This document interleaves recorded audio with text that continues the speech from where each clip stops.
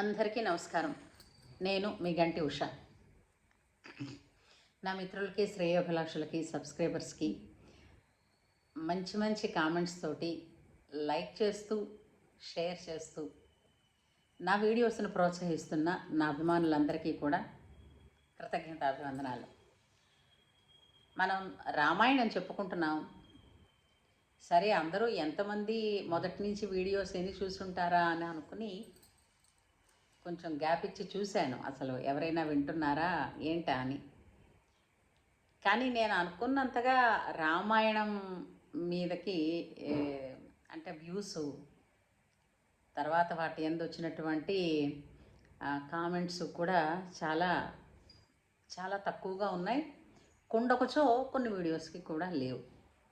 నాకు అనిపిస్తూ ఉంటుంది, వైరల్ అయినటువంటి కరెంట్ టాపిక్స్కి వచ్చినటువంటి వ్యూస్ మన చరిత్ర, మన గ్రంథం, మన ఇతిహాసం, మన రాముడు, మన అయోధ్య, మన రామాయణం, దీని గురించి అంతగా వ్యూస్ పెరగకపోవడం కానీ నాకు కొంచెం కించిత్ బాధ కలిగించింది. అయినప్పటికీ కూడా పలికించేవాడు రామభద్రుండు. ఆయన పలకమన్నప్పుడు పలకడం వరకే నా పని. అది ఎలా తమ వారి దగ్గరికి తీసుకుని వెళ్ళాలి అన్నది అది రామచంద్రుడే చూసుకుంటాడు. క్షణం కూడా నిలకడలేని కోతిమూక చేత వారధై కట్టించిన మహానుభావుడు. ఆయనకి అసాధ్యం ఏమిటండి? అన్నీ సుసాధ్యాలే. అందుకే నేను తర్వాతి భాగాన్ని చెప్తున్నాను. ఎంతవరకు అప్పుడు చెప్పుకున్నామో మీకు జ్ఞాపకం ఉండే ఉంటుంది. మీరందరూ చాలా జ్ఞాపకంగా, నాకన్నా జ్ఞాపక శక్తి ఉన్నవాళ్ళే. అయితే గతంలో మనం చెప్పుకున్నది ఏంటంటే, అయోధ్యకాండని పూర్తి చేసుకుని అరణ్యకాండంలోకి మనం అడుగు పెట్టేశాం. సీతారాములు అనసూయాత్రి మహర్షుల ఆశ్రమాన్ని దర్శనం చేసుకుని వారి ఆశీస్సులు అందుకుని అక్కడి నుంచి దండకారణ్యంలోకి అడుగుపెట్టారు. ఈ దండకారణ్యం అనేటటువంటిది చాలామంది సిద్ధపురుషులు, మహానుభావులు ఉన్నప్పటికీ కూడా రాక్షసుల పుట్ట అని చెప్పాలి. అంటే చూడండి, కొంతమంది కొన్ని ప్రశ్నలు అడిగారు. ఇప్పుడు మనం ఎలా ఉన్నామో అప్పుడే కూడా దాన్ని ఏంటంటారు, హేతువాదులు అనేవారు అప్పుడు కూడా ఉన్నారు, ఎప్పుడూ ఉన్నారు. రాముడు రాక్షస సంహారం కోసమే అడవులకి వెళ్ళారు, అందుకనే అతనికి ఆ విధమైనటువంటి వరం వచ్చేటట్టు దేవతలు చేశారు అని అంటే చూసారా, కొంతమంది పనులు అయిపోయిన తర్వాత అందరూ మాట్లాడుకుంటూ ఉంటాం, అప్పుడు నేను చెప్పాను కదా ఏమిటి అందుకే అని. అలాగే అన్నారు. కానీ దానికి వశిష్ఠ మహర్షి ఒక సమాధానం చెప్పారు. ఏమిటని? రాముడు ఇక్కడ రాజైతే ఇక్కడే కూర్చుంటే అడపాదడపా ఎప్పుడో వచ్చిన ఒకళ్ళిద్దరు రాక్షసుల్ని సంహరిస్తాడేమో, రాజకార్యాలు ఎక్కువ ఉంటాయి కదా.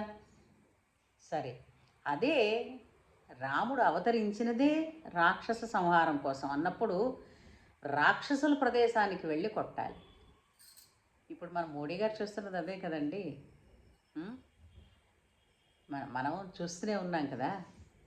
అక్కడికి వెళ్ళి ఎవరైతే తీవ్రవాదులను అనుకుంటున్నారో వాళ్ళని వాళ్ళ ప్రదేశాలకు వెళ్ళి కొట్టేసి వచ్చేస్తున్నారు కామ్గా కదా. అలాగా రాముడు రాక్షసులు ఉండే ప్రదేశానికే వెళ్ళి వాళ్ళని సంహరించాలి అని అన్నది భగవదీచ్ఛ అయి ఉంటుంది అని కూడా అప్పుడు అనుకున్న వాదనలవి. సరే, అయితే దండకారణ్యంలోకి అడుగు పెడుతూనే వాళ్ళకేంటంటే కొన్ని వరుసగా అంటే అన్నీ రాముని వీరోచిత కార్యాలే మొత్తం రామాయణం అంతా. కానీ కథ కించిత్ సులువుగా అందరికీ అర్థం అవడం కోసం ఏం చెప్తానంటే, విరాధుడిని సంహరించడం, తర్వాత విరాధుడు చెప్పిన సూచన మేరకు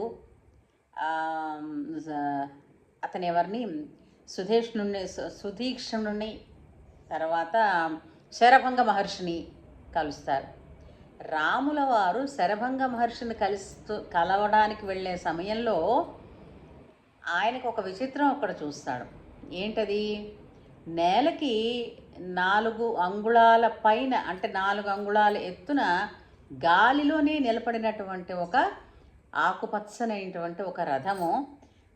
ఆ రథం తాలూకు లక్షణాలు అవన్నీ చెప్పి తను తొందరగా వెళ్ళి ఎవరా వాళ్ళని చూద్దాము అని అనుకుంటారు. ఈ లోపల ఆ రథంలో ఉన్న వ్యక్తి ఆ మహర్షితో ఏదో మాట్లాడుతూ ఉంటారు.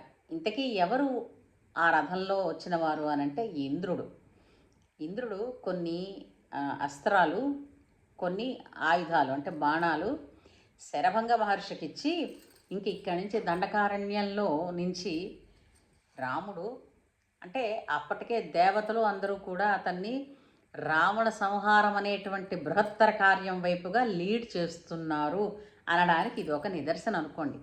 ఈ ఆయుధాలు అవన్నీ ఆయనకిచ్చి, రాముడు వచ్చాడు నన్ను పలకరించిన తర్వాత నేను పలకకుండా ఉండకూడదు, కానీ ఇప్పుడు మాత్రం నేను రాముడితో మాట్లాడకూడదు, కాబట్టి నేను వెనక్కి తిరిగి చూడను, నీకు ఇవి ఇచ్చేస్తున్నాను అని చెప్పేసి రాముడు అదిగో వచ్చేస్తున్నాడు, నువ్వు ఈ విషయాలన్నీ చెప్పు, అతనిని ఫలానా చోటకి వెళ్ళమను, అగస్త్య మహర్షిని కలవమను అని సూచనలన్నీ ఇచ్చేసి తను మాయమైపోతాడు ఆకాశంలోంచి.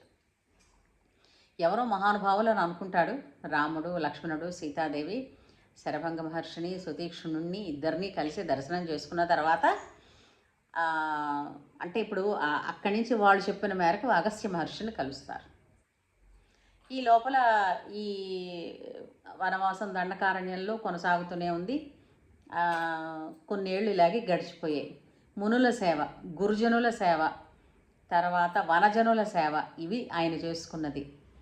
తర్వాత సీతాదేవి ఉంది, భర్త ఎక్కడుంటే అదే అయోధ్య అన్నంత హాయిగా, అసలు సమయం ఏమిటైందో ఎంత అయిందో అన్నది కూడా తెలియకుండా ఆనందంగా గడిపేస్తుంది ఆమె. ఇలా ఉంటుండగా వీళ్ళు కొంచెం ముందుకు వెళుతూ అగస్త్య మహర్షిని కలుసుకున్నారు. అగస్త్య మహర్షిని కలుసుకున్న తర్వాత అగస్త్య మహర్షి, నీకోసమే ఎదురు చూస్తున్నాను నేను అని, అతనికి తెలుసు కదా అతిథి సత్కారం అంటే విష్ణువుకి పూజ చేద్దామని ఉన్నప్పటికీ గురుస్థానంలో తానున్నారు కాబట్టి అతిథి పూజను చేయగలనని అతిథి పూజ చేసి, చాలా అలసిపోయావు సీతమ్మ, ఇన్నేళ్లుగా తిరుగుతూ ఇంకా ఒక చోట ఉండదు హాయిగా ప్రశాంతంగా కొన్నాళ్ళు అని చెప్తారు. తర్వాత వీళ్ళకి ఏంటంటే ఎక్కడ ఉండాలి అని అంటే, మీరు పంచవటి అని ఇక్కడ ఉంది, ఆ పంచవటిలో మీరు ఆశ్రమాన్ని నిర్మించుకుని ఈ మిగిలిన కొద్ది కాలాన్ని అక్కడ గడిపేసుకోండి అని చెప్తారు. అని చెబుతూ తన దగ్గర ఉన్నటువంటి కొన్ని ఆయుధాలని, బాణాలని కూడా, కొన్ని శస్త్రాలని కూడా అగస్త్య మహర్షి రామచంద్రుడికి సమర్పిస్తాడు. ఇవైన తర్వాత వీళ్ళు బయలుదేరతామన్నప్పుడు ఒక్క సూచన చేస్తారు. ఏంటంటే, రామ, ఇక్కడ ఈ అడవిలో ఏంటంటే చాలా విచిత్రం జరుగుతూ ఉంటుంది. ఏమిటా విచిత్రం? రాక్షసులు ఎక్కువగా ఉంటారు కదా, ఈ రాక్షసులు తమ ఆహారం కోసం అడవి జంతువుల్ని ఆకర్షించడానికి రంగురంగుల రకరకాల విచిత్రమైన లేళ్ల రూపంలో తిరుగుతూ ఉంటారు సుమా, జింకల రూపంలో తిరుగుతూ ఉంటారు సుమా, బహుపరాక్ అని చెప్తారు. అంటే చూసారా, మారీచుడు మాయలేడితో వస్తాడు అనేటటువంటి సూచన ఇక్కడ అగస్త్య మహర్షి ఇచ్చేశారు. సరే, అంటే విచిత్రమైనటువంటి జింకల రూపంలో వస్తే, జింకలని చూడగానే సాధు జంతువులని ఆనందపడిపోయి దగ్గరికి వెళ్ళకండి సుమా, అవి రాక్షసులు కావచ్చు అని సూచన చేశారు. సరే, అక్కడి నుంచి వాళ్ళు వెళ్ళారు. రాముడేమో ఆశ్రమాన్ని నిర్మించమన్నాడు. లక్ష్మణుడు, అబ్బాయి ఎక్కడ పడితే అక్కడ ఎంతకని నేను చేస్తాను, ఈ కర్రలు పట్టుకొచ్చి గోతులు తవ్వి మట్టి, ఎంతో పని ఉంటుంది కదా అని ఆయన అనుకోలేదు. ఒక మాట అన్నాడు, అన్నా, మీరు ఆనందంగా ఎప్పటికీ ఇలాగా నాకు శాసిస్తూ ఉండాలి, నేను చేసిన వాటిల్లో మీరు నేను మీకు సేవ చేసుకునే భాగ్యాన్ని నాకు కలిగించాలి అని కోరుకుంటాడు. అబ్బా! ఏమి రామాయణం అండి. ఎంత చదివినా, ఎంత ఆ స్తోత్రాలు, ఆ శ్లోకాలు చదువుకుని, కళ్ళు మూసుకొని అనుభవించిన తనివి తీరదు గదా! అయితే అక్కడ అవన్నీ అంటే ఎలా కట్టాలి అని అంటే చెప్పాడు. సీతాదేవి తిరగడానికి, తను తన నిత్యానుష్ఠానం చేసుకోవడానికి ఇలా అన్నీ కూడా చెప్పుకున్నారు. ఆ విధమైన పద్ధతిలోనే లక్ష్మణస్వామి పంచవటి నిర్మాణం చేసి అందులో ఉండడం మొదలుపెట్టారు.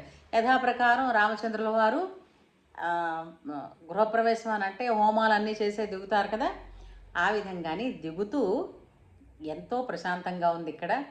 కాలం వెళ్ళబుచ్చుదాం అని అనుకుంటున్నారు. అదుగో అక్కడ వచ్చిందండి. ఎవరు ఎవరొచ్చారో ఏమిటో నేను మరొక వీడియోలో చెప్తాను. జై శ్రీరామ్. రాముడంటే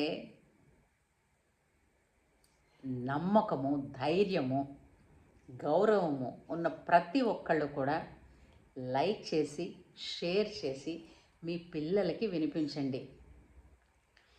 రాముడు వంటి మనిషి అంటే అసలు రాముడు పక్కన ఉంటే మూడు లోకాల వాళ్ళు కూడా భయపడిపోతారట. అంటే రాముడు ఎవరినైనా శత్రువుగా చూస్తే ఇక మూడు లోకాల్లో ఎవ్వరూ కూడా ఆ శత్రువు అన్నవాడికి కనీసం కించిత్తు కూడా ఉపకారం చేయలేరు. ఎందుకని అంటే రాముడు ఎంతో ధర్మాత్ముడు. రాముడే అవతల వారి మీద శత్రుత్వం అన్నాడు అని అంటే మరి ఇంక అవతలవాడు ఎంతటి వాడు, ఎంతటి దుర్మార్గుడో అర్థం చేసుకోవాలి అని.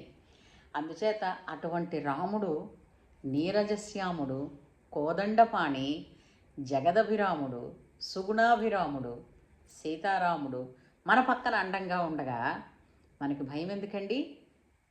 జై శ్రీరామ్.